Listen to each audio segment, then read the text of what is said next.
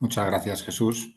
A ti. Buenos días, buenas tardes a todos y gracias por vuestra participación, asistencia y espero que sea interesante y provechosa.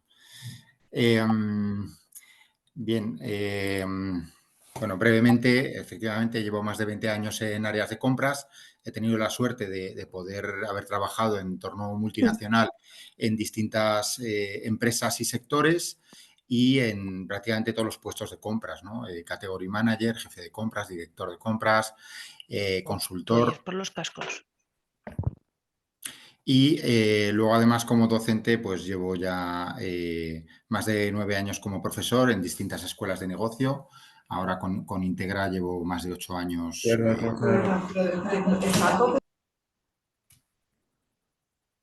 Vale. Los que se van incorporando y dejan el micro abierto, no te preocupes, Rodrigo. Ah, Si vale, escuchas vale. algo de fotos es que no me ha dado tiempo a silenciarlos.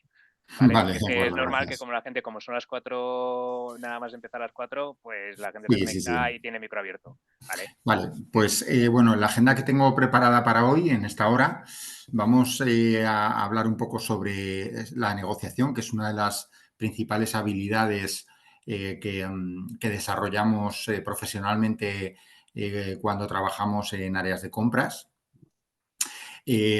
Bueno, al final cada comprador tiene, cada maestrillo tiene su librillo, ¿no? Entonces, me gustaría compartir con vosotros algunos tips que a mí me han funcionado a la hora de negociar. Creo que también es fundamental tener un diseño de cómo va a ser la negociación, una planificación y una metodología, ¿no? Yo voy a hablar de la que hago yo normalmente a la hora de negociar. Voy a hablar de las 5 fases de la negociación profesional. Compartiré con vosotros algunas técnicas de comunicación efectiva y resolución de conflictos.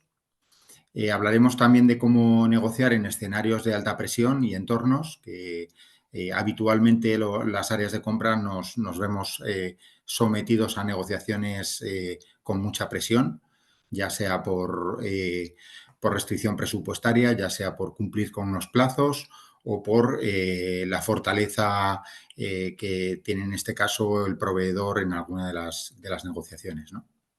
Y luego querré bajar al terreno también a compartir con vosotros un business case de una empresa, Clece, en la que fui director de compras 3 años y, bueno, pues compartiré con vosotros una negociación, una doble negociación con fabricantes de vehículos y empresas de renting. Bien, siempre me gusta comenzar, bueno, pues con alguna anécdota o alguna frase histórica. Negociar es una manera de abordar diferencias o conflictos de intereses para llegar a un acuerdo, ¿no?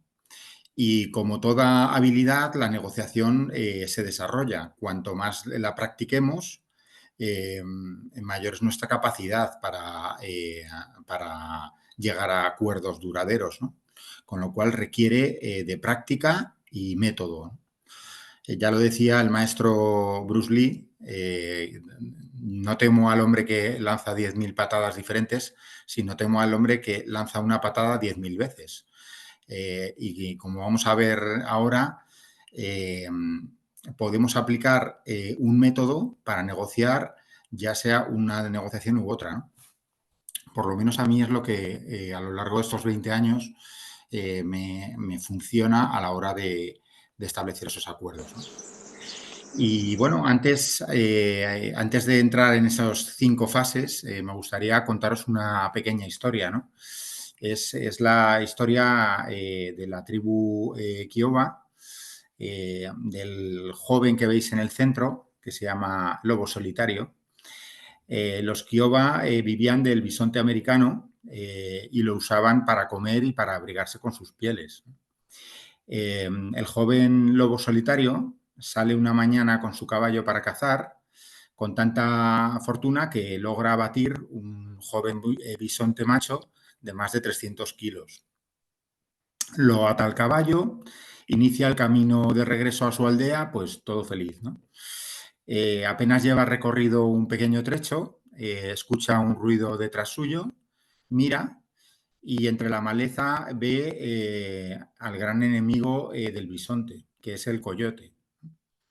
Lobo Solitario sabía que si luchaba contra un coyote hambriento tenía todas las de perder.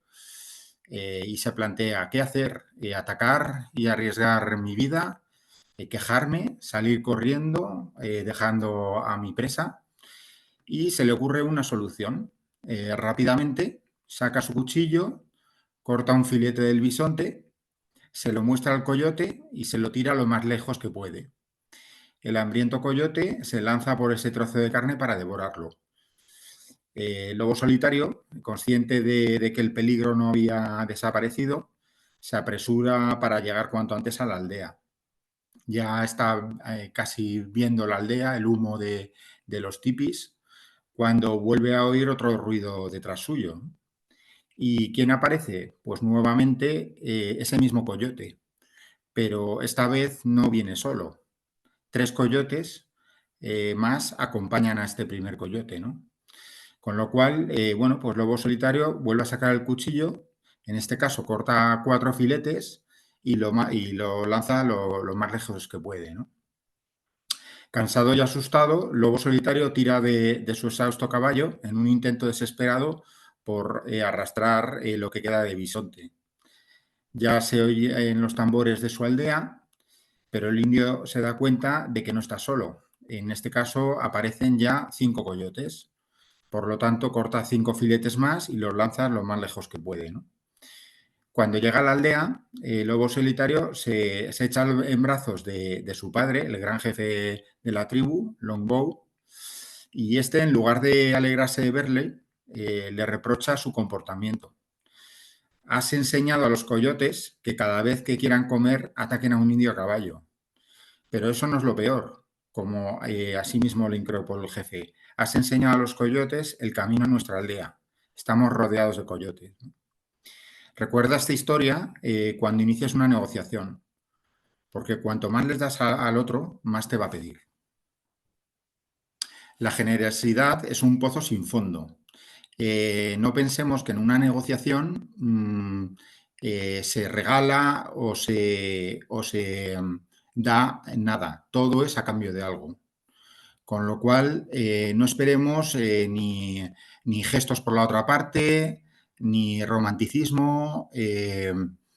Lo que tenemos que conseguir en una negociación es saber qué es lo que quiere el otro de mí, tener muy claro lo que yo quiero del otro y qué capital negociador, qué elementos tengo para hacer ese intercambio. En una negociación se produce siempre un intercambio. Cualquier regalo, por la otra parte, lo vamos a percibir como ¿qué? Pues por una parte no lo vamos a valorar, que es lo que sucede muchas veces cuando nos regalan cosas, que no lo valoramos. Cuando se me acerca un proveedor y sin yo abrir la boca ya me ofrece un 10% de descuento, no valoro ese descuento. Sin embargo, cuando fruto de esa negociación cambiamos ciertos elementos, entre ellos un porcentaje de descuento, sí que lo puedo valorar. Así que no consideremos a la otra parte como, bueno, pues como una expectativa de concesión, sino tengamos ese capital negociador para poder intercambiar. ¿Vale? Esa es la reflexión de la introducción. Ahora entramos en materia. Bueno, pues yo os decía que quiero compartir con vosotros mis tips, mis trucos que me sirven en las negociaciones. Y uno de ellos es tener un método. Para mí, mi método consiste en transitar por lo que llamamos las 5 fases de la negociación. La negociación es como una cremallera. Es decir, necesitamos de las dos partes para que suba y baje. En ciertos momentos vamos a poder movernos en estas fases que voy a detallaros. Es decir, no son inamovibles. Sí que va a haber que pasar por todas. A veces más rápido o más lento o hay una vuelta atrás porque recabemos nueva información y tengamos que volver a la anterior fase. Si no estamos convencidos de que va a ser un éxito la negociación, lo mejor es una retirada digna, tranquila, analizar y volver nuevamente en otra sesión, ¿no? Las 5 fases que voy a pasar a desgranar son las siguientes. La fase de la preparación, la exploración, la propuesta, el intercambio y finalmente el acuerdo. Como os podéis hacer una idea, para mí, por lo menos, una de las claves del éxito de una negociación es la preparación. En todo proceso de negociación nos vamos a basar en un principio. Dame lo que yo quiero y yo te daré lo que deseas. Va a ser necesario cierta flexibilidad por ambas partes, porque la capacidad que tengamos de adaptarnos y de gestionar las expectativas va también a conducir al éxito de la negociación. En la fase de preparación, lo que nos vamos a preguntar es qué es lo que quiero conseguir. Y es fundamental anotar nuestros objetivos en una negociación y la prioridad de dichos objetivos. No podemos ir a una negociación sin haberlo preparado antes. Sin preparación no hay un buen resultado. La preparación va a aumentar la flexibilidad y va a ayudar a gestionar mejor nuestras expectativas. El saber qué quiero, cómo lo quiero y quién me lo puede conseguir es fundamental en esa fase de preparación. Una buena preparación y te impone un cierto rigor, te obliga también a una serie de automatismos, como por ejemplo tener preparada tu lista de concesiones y de peticiones, no de argumentos, porque contra tus argumentos, ¿qué tenemos? Los argumentos de la otra parte. Y aquí no se trata de convencer a nadie, ni de ser más listo que el otro, ni de intentar seducir. No, una negociación se trata de intercambiar elementos e intereses comunes para llegar a un acuerdo y para resolver un conflicto de intereses, nada más. No hay que verle al otro ni como un enemigo, ni intentar convencerle. Esto no va de eso. Va de saber qué es lo que quiero, qué es lo que quiere la otra parte, cuáles son mis objetivos y qué estoy dispuesto a intercambiar. Con lo cual, en una negociación, como digo, no se regala nada, siempre se intercambia. El problema puede ser que no tenga suficientes elementos para intercambiar o que lo que tenga para intercambiar no sea demasiado valorado por la otra parte. Con lo cual, ahí voy a tener menos capital negociador y, por tanto, se van a ver mermadas mis opciones a cerrar ese acuerdo.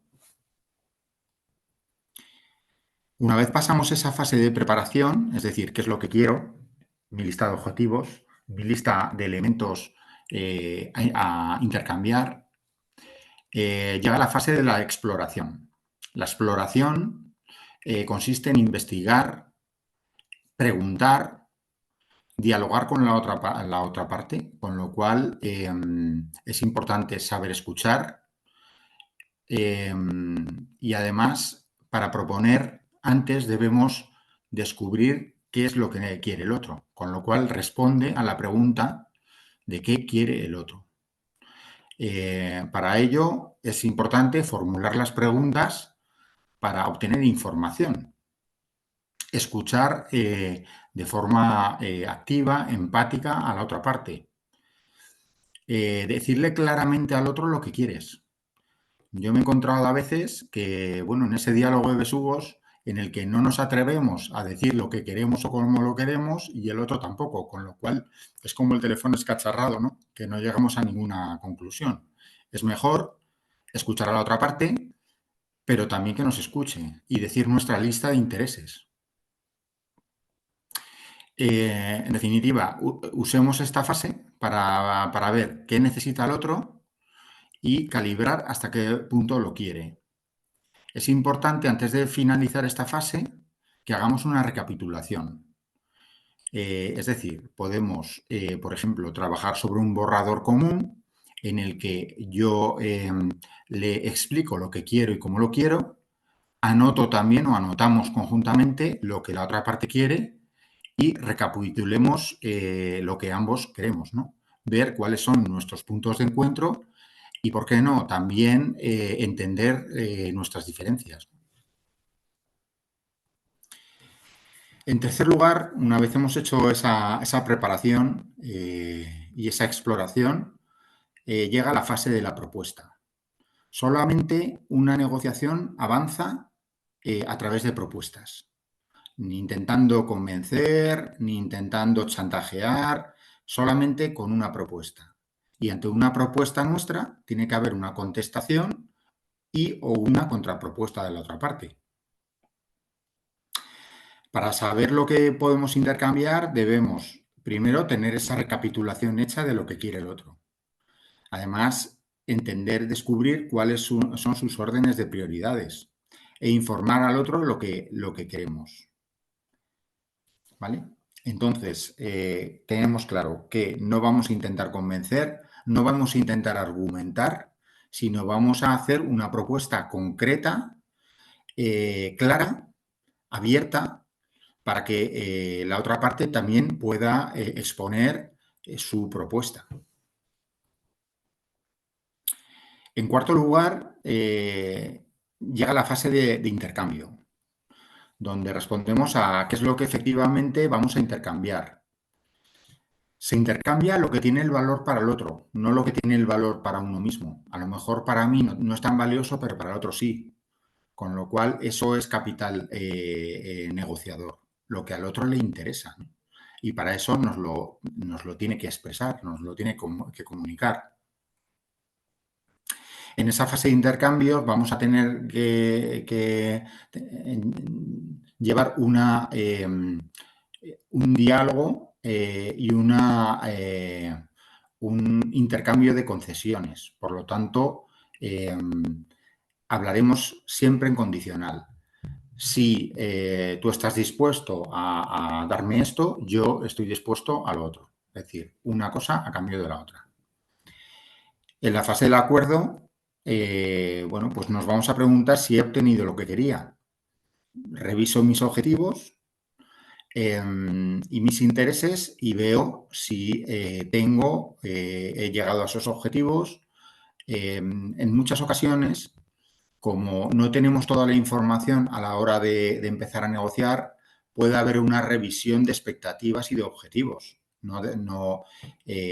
Por eso no ocurre nada. El problema es ir a una negociación con unas falsas expectativas.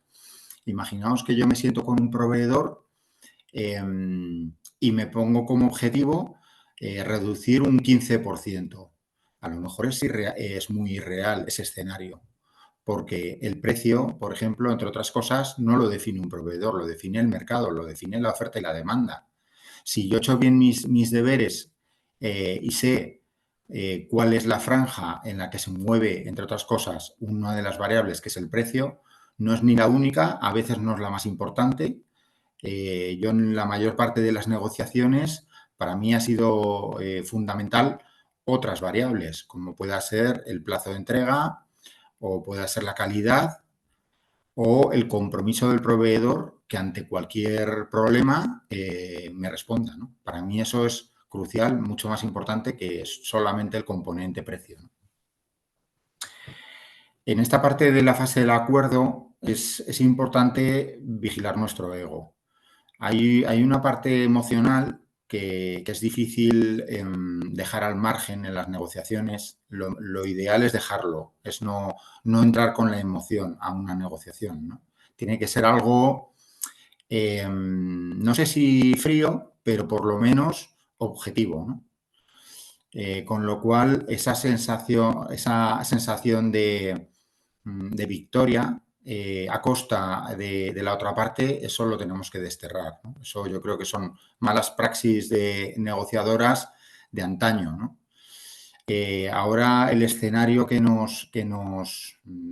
el que nos vemos muchas veces los departamentos de compra es de ver a la otra parte, al proveedor con el que tenemos que llegar a un acuerdo, pues prácticamente como una extensión de la empresa, como un aliado, como un partner. Nos necesitamos mutuamente y no queremos que se quede dañada esa relación a futuro, ¿no? La gran diferencia entre regatear y negociar, entre otras cosas, es que se regatea solamente el precio y en el regateo no te importa la relación con la otra parte, ¿no? Yo si voy, por ejemplo, no sé, a un zoco en Marruecos a comprar una alfombra, a mí no me interesa la relación con el tendero porque no lo voy a volver a ver nada más. Solamente me interesa el componente precio. Estoy regateando por precio, ¿no? En los departamentos de compras, cuando negociamos con proveedores, tanto si es una negociación exitosa como no, nos interesa mantener una relación cordial con esa otra parte, ¿no? Porque nunca sabemos cuándo le vamos a necesitar y muchas veces en una negociación, si la otra parte se ve vilipendiada o se ve agraviada, eso puede condicionar la relación comercial futura, ¿no? Con lo cual, seamos muy cuidadosos en cuanto a las formas y a la vez exigente en cuanto a la negociación en sí, ¿no? Hay un concepto que a mí me ha funcionado muchas veces en la negociación cuando no lo he visto claro y es el concepto de la pausa, ¿no? Solamente entrar a negociar cuando estamos preparados. A veces entramos en una negociación y o bien no hemos hecho los deberes o bien sale información nueva fruto de ese diálogo, de esa comunicación con la otra parte, que lo que te hace es volver a replantearte objetivos, volver a replantearte, bueno, pues todo, ¿no? No tengamos miedo en ese sentido de pedir un aplazamiento.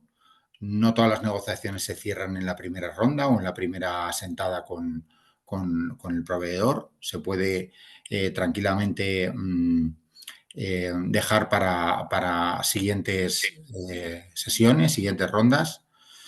Intentemos que los pasos que demos sean en firme, que no nos vean duditativos. Si decimos una cosa es para cumplirla, con lo cual esa parte de honestidad, de integridad, de firmeza nos lo tienen también ellos que ver, ¿no? Muchas veces el tiempo también puede ser un elemento acelerador y puede ser también un elemento de poder en las negociaciones. Hemos visto en infinidad de ocasiones cómo a veces hay que llegar hasta el último momento para que ambas partes bueno, pues levanten sus reticencias porque el interés o el bien común de ambos pasa por llegar a ese acuerdo, ¿no? Con lo cual, el tiempo a veces puede jugar a favor y otras veces puede jugar en contra.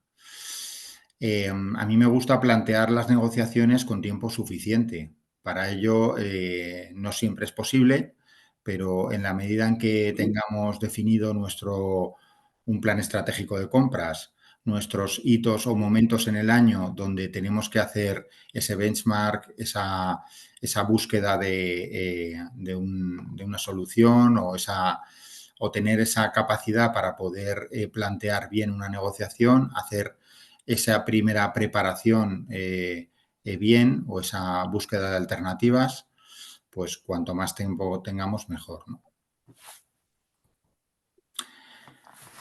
La preparación,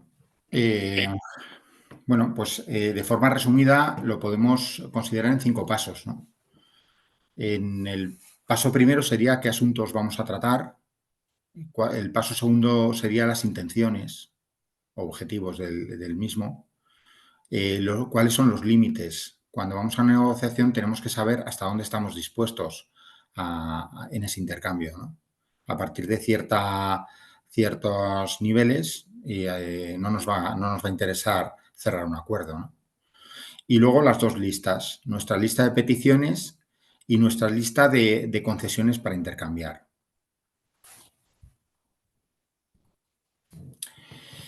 Es muy importante en una negociación saber preguntar, pero preguntar correcta, de manera adecuada. Quien pregunta dirige la conversación. Si hacemos preguntas certeras, tendremos información. Con la información vamos a poder tomar mejores decisiones. Con lo cual, formulando bien las preguntas, debemos preguntarnos qué queremos conocer de la otra parte, ¿no? ¿Qué quiere el otro? ¿Qué tengo yo que quiere el otro? ¿Por qué es tan importante para él? ¿Qué fechas límites tiene? ¿Qué alternativas existen? Cuantas mayores alternativas tengamos, más capacidad y poder de negociación lo vamos a tener, ¿no? Con lo cual, creémonos también distintas alternativas. Por eso muchas veces cuando vamos a negociar siempre tenemos a lo mejor en la recámara una segunda mejor opción o una tercera incluso, ¿no? O negociamos con 2 o 3 empresas a la vez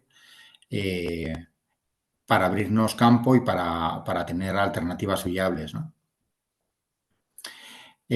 ¿Cuáles son las prioridades nuestras y de la otra parte?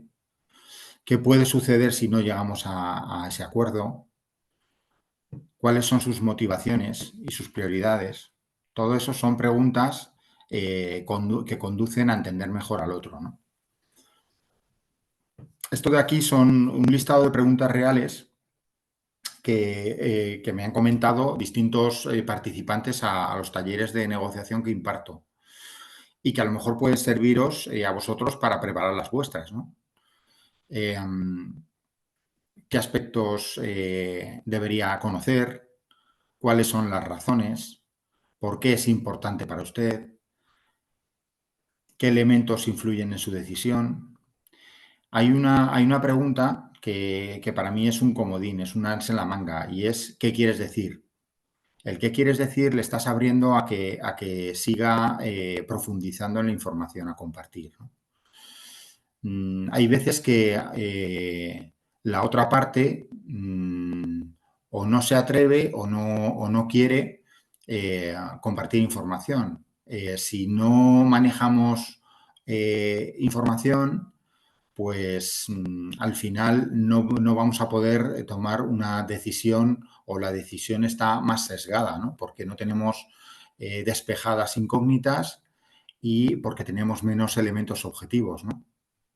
Con lo cual, en la medida que nos abramos al otro y a la vez la otra parte se abra a nosotros, esto no significa que cojamos la batería de preguntas y le hagamos un grado 3, un interrogatorio a la otra parte que se quede, vamos, que se quede morado, ¿no? Sino de una manera natural tenemos que ser conscientes de que tenemos que ver cuál es la máxima información de la que podemos contar en la negociación. Pero una negociación útil para tomar acción, ¿no?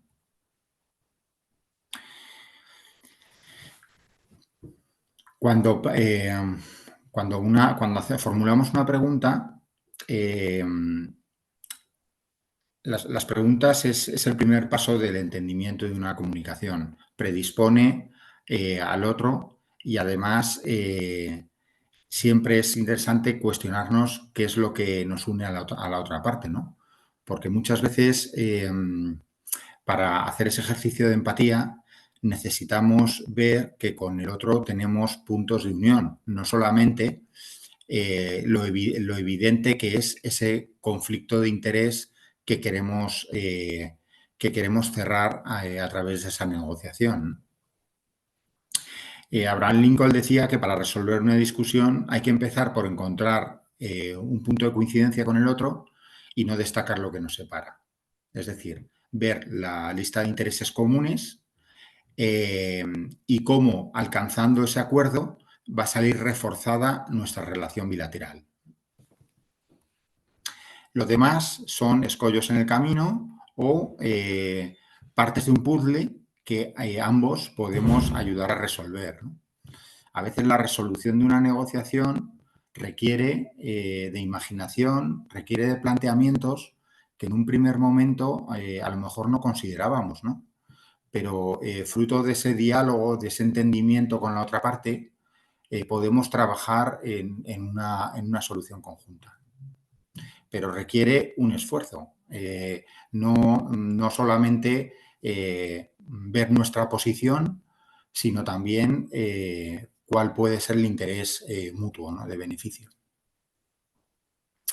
Es interesante también saber cómo hacer una propuesta, ¿no? Hemos hablado que las negociaciones solamente avanzan con propuestas. Pues de manera muy sencilla. En primer lugar, proponer. En segundo, explicar esa propuesta. Y en tercero, preguntar. En la propuesta, hacerlo de manera condicional. Es decir, tú puedes formular tu propuesta, pero condicionándolo a la aceptación por su parte o a que el otro esté dispuesto a, pues a un intercambio, ¿no? Luego, después de la propuesta, que tiene que ser un enunciado, por así decir, una declaración de intenciones, hay que explicar la propuesta. Esto no se trata de dar unos argumentos para convencer. Se trata de, mira, mi propuesta es la siguiente, que incluye esto, esto otro. Yo estaría dispuesto a intercambiar esto si tú me das esto. Es decir, explicas y detallas por qué tienes ese interés, cuál es qué, o qué estás dispuesto a ofrecer en esa propuesta, y además preguntas qué te parece la propuesta y qué necesitarías de su parte para poder cerrar ese acuerdo.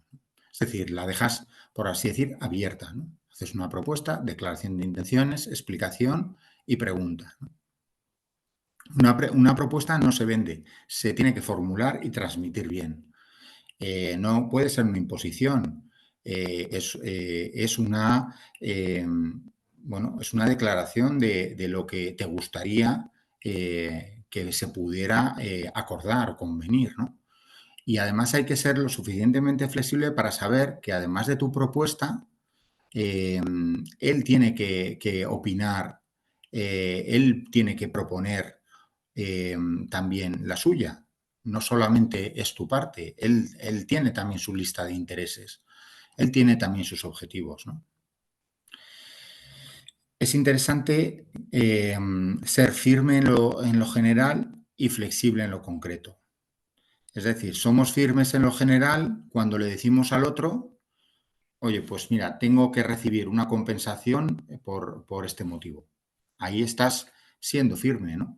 Estás diciendo tu declaración de intenciones. Sin embargo, eres flexible en lo concreto cuando continúas y además por eso yo propongo estas condiciones o esta indemnización o estas características.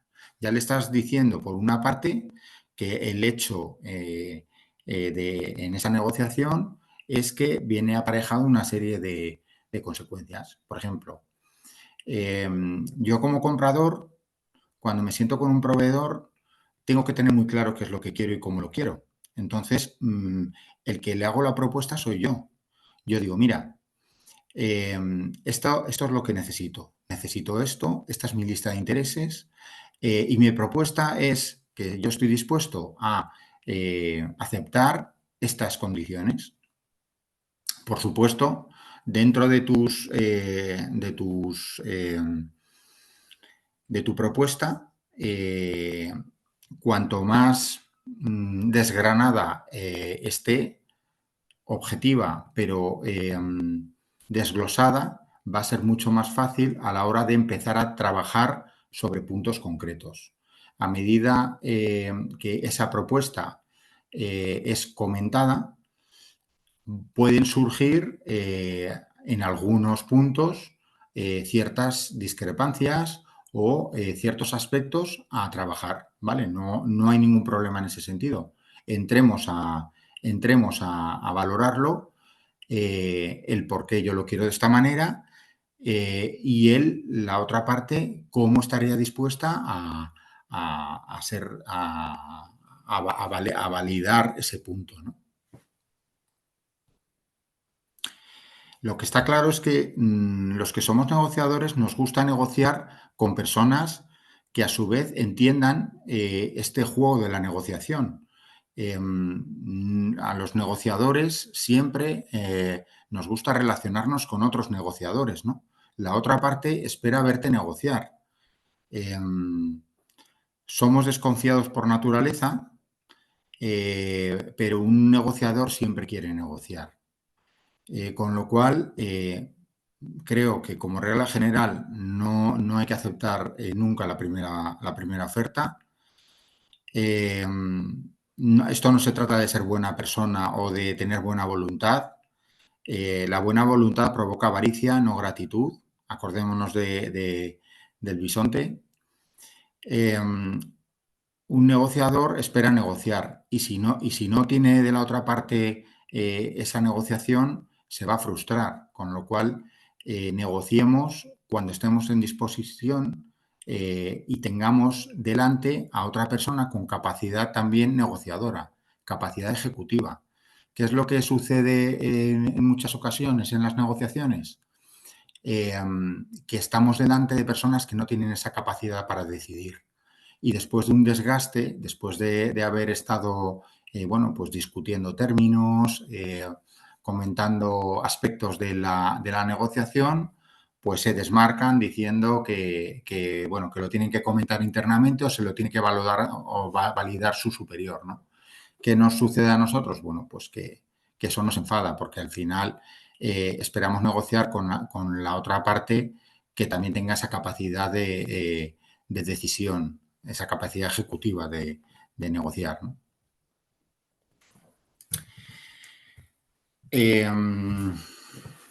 Ahora vamos a hablar de algunas técnicas de comunicación efectiva a la hora de la resolución de conflictos. Hemos comentado antes, bueno, pues que la negociación es un camino, es una cremallera, es un camino de ida y vuelta. Para que haya una negociación sea exitosa, tiene que haber una sintonía y esa sintonía pasa por una buena comunicación y escucha. Por lo tanto, muy importante, escucha activa, prestar atención completa a la otra persona, no estar escuchándole pero a la vez pensando cómo le vamos a rebatir. No, se trata de una escucha empática en la que entendemos a la otra parte, anotamos sus intereses, evitamos interrumpir. En la parte de comunicación, sabemos que hay dentro de la comunicación tenemos, bueno, pues la comunicación verbal y no verbal. Los expertos siempre dicen que comunicamos o transmitimos más con lo que no decimos, con los silencios, con la vibración, con el tono de voz, con los gestos, más que con las palabras, ¿no? Bueno, intentemos tener esa comunicación abierta, sincera, sin imposturas, utilizando, bueno, pues, expresiones en las que, bueno, pues seas abierto, tolerante, educado, dispuesto. Eso predispone a la otra parte también, ¿no? Intentemos rebajar, bueno, pues la cierta tensión que pueda provocarse, sobre todo al principio de una negociación y más a lo mejor cuando tienes que negociar con alguien que no conoces o o que no tienes suficiente confianza para poder, bueno, pues para poder transmitir tranquilamente tu mensaje y tu propuesta. Seamos claros y concisos, directos, utilizando un lenguaje sencillo, organizando las ideas de una manera lógica y coherente. Y como digo, en la parte del lenguaje no verbal, intentemos no sobrereaccionar ante, bueno, ante sus tesis o sus propuestas, ¿no? Para que no se convierta en una lucha de egos o que no sea malentendido, ¿verdad? Para la resolución de conflictos, bueno, pues en primer lugar vamos a hacer esa identificación del problema, ¿no?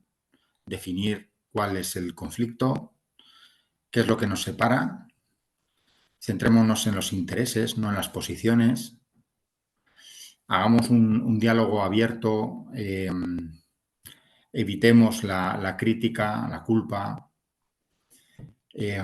A la hora de negociar, es fundamental buscar soluciones beneficiosas para ambas partes, pero también creativas. En algunas ocasiones también para resolver conflictos vamos a necesitar de terceras partes. No tengamos miedo en acudir a, bueno, pues a un arbitraje objetivo de un mediador o de una tercera parte, ¿no? Por ejemplo, yo hace poco estaba negociando precios de materias primas y, bueno, convenimos en que tenía que ser una tercera parte, que era el cómo estaba el precio de esa materia prima cada uno de trimestre, ¿no? Al comienzo de cada trimestre, ¿no? Con lo cual fuimos a un elemento objetivo para dirimir una discrepancia, ¿no? Más allá de las estrategias, es cierto que la parte psicológica, queramos o no, influyen en una negociación. Siempre decimos, hay que intentar dejar a un lado toda la parte emocional, pero es que somos seres racionales y tenemos emociones, ¿no? Tenemos sentimientos. Sí que es verdad que las personas que tienen más trabajada toda esa parte emocional, bueno, como lo que es el manejo de la frustración, de la ansiedad, pueden tener una calma mayor a la hora de rebajar situaciones de conflicto, de tensión y el no sobrereaccionar, ¿no? Entonces, eso es importante, ¿no? Si podemos trabajar esa parte más de calma, ¿no? Ante una situación complicada, ¿no? Yo me acuerdo en una de las empresas donde trabajé, en el mundo de la construcción, hace años, teníamos una situación muy compleja porque, bueno, pues los plazos de pago a proveedores se dilataban en el tiempo, ¿no?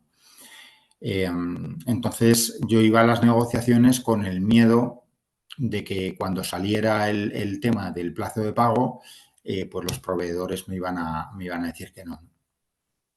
Entonces, pues lo que hice precisamente fue comenzar la negociación planteando el problema, ¿no? De una forma abierta y sincera, ¿no? Es decir, me gustaría contratar con vosotros, tengo esta problemática y es que nuestro departamento financiero no permite pagos antes de 180 días, ¿no? Algunos proveedores me daban la mano, sinceramente me decían, oye, pues mira, no podemos trabajar bajo esas circunstancias, ¿no? Sin embargo, otros proveedores se remangaban y decían, venga, vamos a ver cómo podemos trabajar esta circunstancia, ¿no? Con lo cual, ahí claramente, bueno, pues ante un conflicto, pues se me veía de manera sincera querer, bueno, pues querer compartirlo también con la otra parte, ¿no? Mostrando pues esa confianza, esa honestidad a la hora también de plantear ese conflicto, ¿no? que uno tiene, ¿no? A la hora de la negociación, bueno, hemos hablado de la importancia de tener varias alternativas, ¿no? Es decir, bueno, hablamos de tener pues una mejor alternativa a un posible acuerdo negociado como segunda mejor opción, ¿no? Si al final, bueno, pues no puede llevarse a cabo de forma exitosa con ese proveedor, tener siempre una segunda o tercera opción, ¿no? También hay que calcular a veces el coste de no llegar a un acuerdo, ¿no? O sea, valorar las consecuencias de no cerrar una negociación. Bueno, y aquí hay algunas de las, pues técnicas a la hora también de, pues de poder acometer una negociación.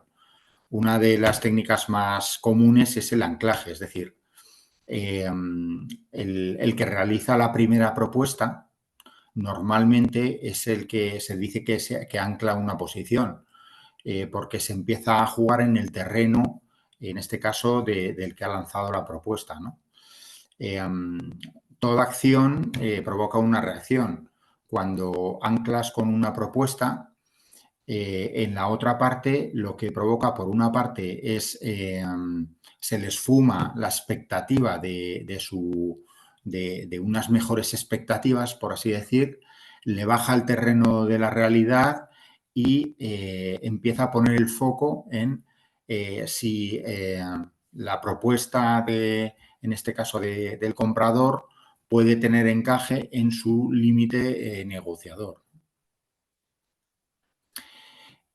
Otra de las técnicas es el encuadre, ¿no? Presentar la información de manera que pueda favorecer a la aceptación de un acuerdo, ¿no? El low rolling, que es, por ejemplo, ceder en aspectos menos relevantes a cambio de beneficios en áreas más clave, ¿no? A veces también se juega mucho con el silencio como táctica, ¿no? A mí me gusta, escuchar a la otra parte. El silencio no tiene por qué ser malo, porque tiene que también puede ser un silencio reflexivo, ¿no? No está solamente pensado para crear incomodidad, ¿no? O presión, ¿no? Pero sí que podemos detectar cuando utilizan los silencios en nuestra contra, ¿no?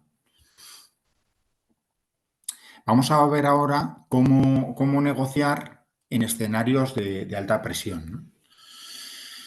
Hemos dicho en primer lugar que la clave del éxito es la preparación y ante escenarios altamente presionantes la preparación tiene que ser máxima. Tenemos que hacer una buena labor de investigación. Muchas veces en las áreas de compras no hacemos bien esta parte de investigación. Una buena planificación. Me he encontrado con muchos departamentos que no planifican los objetivos a la hora de acometer una negociación. En cuanto al manejo de la presión, hay que, más que nunca, en escenarios de alta presión hay que mantener la calma y un control emocional. Ser claro y directo, evitar la ambigüedad. Enfocarnos en los intereses, no en las posiciones. Con lo cual, pues yo he puesto la imagen de Gandhi porque, esa manera que tuvo de encarar una situación de conflicto de máxima tensión sin sobrereaccionar, pero a la vez siendo firme, le ayudó mucho en su vida, ¿no? Entonces podemos imaginarnos cómo ante un escenario complicado, hacer todo lo posible que esté en nuestra mano para prepararlo bien, ir tranquilos y que nuestro mensaje sea directo. Hemos dicho firmes en lo general, flexibles en lo condicional. En cuanto a tácticas específicas, podemos buscar aliados, saber cuándo retirarnos. Hemos hablado del tiempo y también del silencio, ¿no? He puesto esta imagen porque, me imagino que os acordáis, hace menos de un mes tuvieron un encuentro, preparatorio para una negociación. En el fondo estaban ya negociando, en este caso Trump y Zelensky, y Y bueno, pues fue una imagen, pues por así decir, antiestética, ¿no? En la que vimos, bueno, pues una parte, en este caso Ucrania, pues ciertamente, bueno, de una manera contradictoria, en la que vimos a la otra parte más agresiva. Bajo esas circunstancias, creo que lo mejor hubiera sido tranquilamente dar por finalizada la conversación, ¿no? Y en ese caso hay que saber cuándo retirarnos y buscar aliados, ¿no? Quizá a lo mejor Zelensky tenía que haber empezado por buscar aliados fuertes, en este caso en Europa, y sentarse en una negociación con los aliados, ¿no? Bueno, ¿qué elementos podemos tener en cuenta a la hora de esos entornos de alta presión? Bueno, pues eh, que la información a veces es limitada, las decisiones se toman con datos incompletos. Creo que es bueno aplicar técnicas como por ejemplo se hace en el Jiu-Jitsu, de no criticar una posición, no aferrarnos a un criterio y no defenderme de un ataque, ¿no? Con lo cual, bueno, quizás esa la reacción que no espera la otra persona, que es, bueno, no ponerte a su altura, puede ser una mejor opción, ¿no? Hemos dicho bueno, que con los proveedores, sobre todo con los estratégicos y con los críticos, vamos a encarar unas negociaciones, bueno, donde va a primar un estilo más colaborativo, asociativo, ¿no? Está habiendo una evolución en cuanto a ver a la otra parte, sobre todo en las negociaciones comerciales, en las que buscamos una estabilidad y una permanencia. Miramos por, bueno, pues una relación a largo plazo basado en un compromiso y en una confianza. En una negociación hay un marco de confianza que tiene que existir, mutua. Si no hay ese intangible de confianza, no puede ser exitosa esa negociación. Vamos a buscar esa relación con los proveedores en las negociaciones como negociaciones ganadoras para ambas partes. Tenemos que salir reforzada la relación con el otro, ¿no? Ese tiene que ser un objetivo, una máxima de toda negociación, ¿no? Salir reforzada la relación con la otra parte. Cuando hablamos de negociaciones con proveedores estratégicos, vamos a ver más allá del precio, vamos a buscar un valor, ¿no? Un valor financiero, un valor estratégico, un mantenimiento de otros estándares como pueda ser calidad en la relación o compromiso o desempeño operativo. Por eso creo que no, en una negociación no todo es el precio. Hay muchas variables, sobre todo lo que reporta como valor estratégico de ese proveedor, ¿no? Y bien, para acabar, pues quería compartir con vosotros, bueno, pues cómo llevé a cabo una doble negociación cuando fui director de compras en Clece, tanto con empresas fabricantes de vehículos como empresas de renting. El mercado de la automoción, para lo que son vehículos de flota, lo consideramos como una commodity. Una commodity es algo que puede ser perfectamente sustituible. En este caso, bueno, pues nosotros en la negociación vimos que prácticamente había una amplia competencia, tanto de fabricantes como de empresas de renting, con lo cual todos sabemos que a máxima competencia, mejor posición a la hora de negociar, ¿no? Porque tienes muchas alternativas, que es lo que hemos comentado antes, ¿no? La situación inicial, bueno, pues una empresa perteneciente al grupo ACS, que es Clece, una facturación de 1.500 millones de euros, un volumen de compras de 190 millones, Es decir, un ratio compras-ventas únicamente un 13%, pero eso no significa que ese volumen de compras pues es muy elevado, ¿no? Imaginaos, bueno, pues conseguir un punto porcentual de ahorro, ¿no? Estamos hablando de casi 2 millones de euros, ¿no? Un 1% de ahorro, ¿no?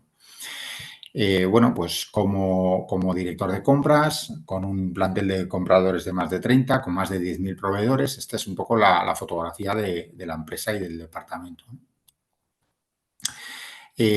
Con una de las mayores flotas de vehículos en España, de empresa, con más de 2.500 unidades, de las cuales la mitad más o menos eran en propiedad porque había mucho camión, furgoneta, etcétera, y el otro porcentaje en renting, con una estrategia a medio plazo en la que estábamos migrando desde la compra hacia el renting, ¿no? Veíamos que el renting bueno, pues nos daba flexibilidad acorde a nuestras necesidades y a nuestros contratos con nuestros clientes. Por ejemplo, pues no sé, para un cliente que era el mantenimiento de un hospital, bueno, tenía asignado unos recursos humanos y técnicos y, bueno, pues requería tener la flexibilidad suficiente para adaptar el contrato de servicio a ese cliente con los recursos. Entonces, bueno, pues un renting, como lo puedes establecer a distintos plazos, pues es un activo flexible. Tiene otras ventajas el renting, como la fiscalidad, como el control de costes o la simplificación en la gestión de la flota. Hasta ese momento, como el modelo convencional de cómo había funcionado la empresa, era, bueno, pues el fabricante le daba unas condiciones a la empresa de renting y la empresa de renting lo que hacía era plantarte un modelo de contrato, es decir, negociar tú como compañía únicamente con la de renting, con lo cual ellos te metían su margen comercial en función del vehículo y, bueno, pues negociabas unas tarifas de renting en función del servicio, ¿no? ¿Cuál fue el planteamiento que hicimos? Innovador.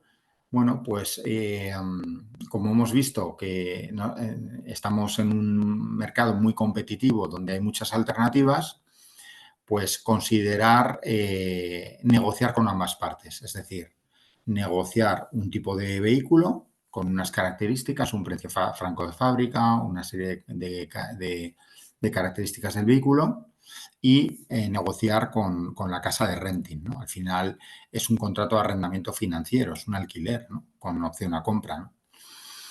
En cuanto a los conceptos a negociar con fabricantes, pues fue un porcentaje de descuento del vehículo sobre el precio franco de fábrica, un rappel por el volumen de vehículos, unas mejoras técnicas del vehículo, unos extras.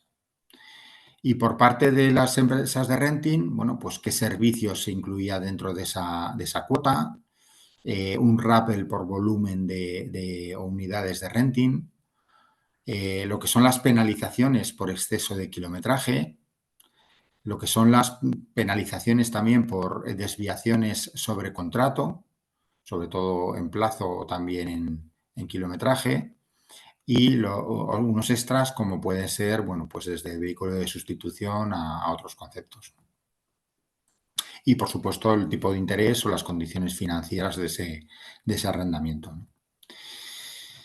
¿Veis? Bueno, en la parte de izquierda vemos un presupuesto de vehículo, de compra de vehículo, con su descuento, etcétera, sus características, y en la parte de la derecha, en las características de un contrato de renting. Lo que hicimos también fue, cuando teníamos esos precios de los fabricantes, hicimos un comparativo valorando el TCO. Un TCO es el coste total de la propiedad, en el que se tiene en cuenta una serie de apartados, no solamente el precio del vehículo, ¿no? Sino pues se tiene en cuenta el consumo, el seguro, el mantenimiento, etcétera, ¿no? lo que nos hace ser más justos a la hora de poder comparar opciones, ¿no? No siempre el precio del vehículo más barato es el que mejor TCO tiene, ¿no? En este caso, por ejemplo, bueno, pues sí que coincidía que el vehículo tipo 2 era un Skoda Fabia, pues tenía el mejor TCO.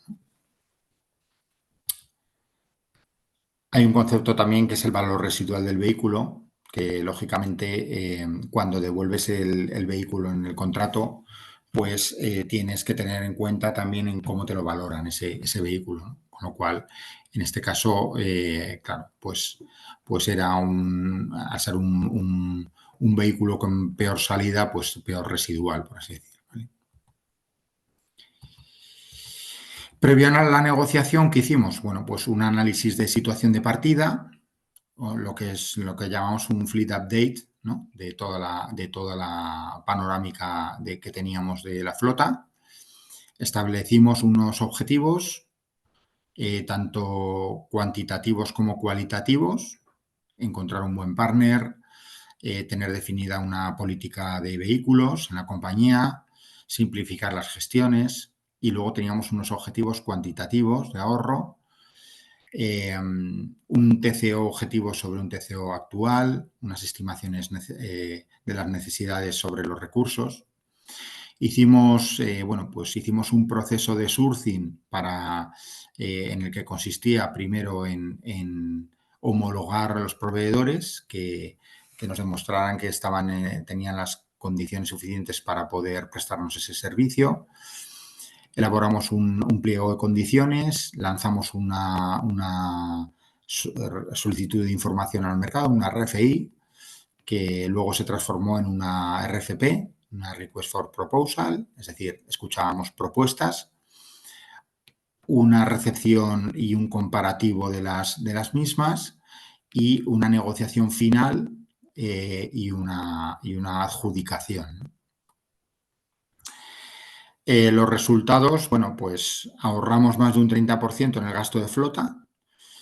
El renting medio de vehículo pasó a ser a 3.600 euros vehículo año por 1.250 vehículos, pues 4,5 millones de euros de renting, en el que ahorramos 1.300.000 euros. Conseguimos una mejora del mix de vehículos eléctricos versus combustible. Era uno de los objetivos cualitativos dentro del plan de responsabilidad social corporativa. Bueno, conseguimos una mayor flexibilidad de la flota asociada a los servicios y implantamos también un plan de optimización de rutas, haciendo una política dentro de esa política de una car policy en la que consistía en compartir el vehículo de uso empresarial, ¿no? Hacer una especie de car sharing corporativo para los usuarios. Por ejemplo, los jefes de servicios tenían su pool de vehículos, tenían que informar cuándo necesitaban, apuntarlo en una tabla y reservar el coche, ¿no? Con lo cual eso lo que nos primó al hacer esa optimización de rutas es ver que había coches que estaban parados y que podían ser perfectamente devuelto ese renting y devuelto ese coche, ¿no? En cuanto a conclusiones, bueno, pues del mercado de la automoción, la conclusión es que a mayor competencia, más opciones. Haciendo un análisis de un TCO actual, un mayor conocimiento del entorno, el conseguir distinguir entre lo que es un proveedor de bien y un proveedor de servicio, que la negociación por separado, fabricante y renting, da mejor resultado que no únicamente negociar con el renting con los vehículos que ellos te proponen, porque ellos se quedan ese margen de beneficio que no lo comparten contigo. Como extrapolación a otras negociaciones, bueno, pues intenta ampliar la información sobre el mercado y el producto, analiza bien tu gasto, identifica tus objetivos, conoce tus proveedores, prepara la negociación, compara, ejecuta y decide y hace un seguimiento de compromisos adquiridos por el proveedor y de ese contrato. Y bueno, pues hasta aquí lo que quería transmitiros en cuanto a negociación con proveedores.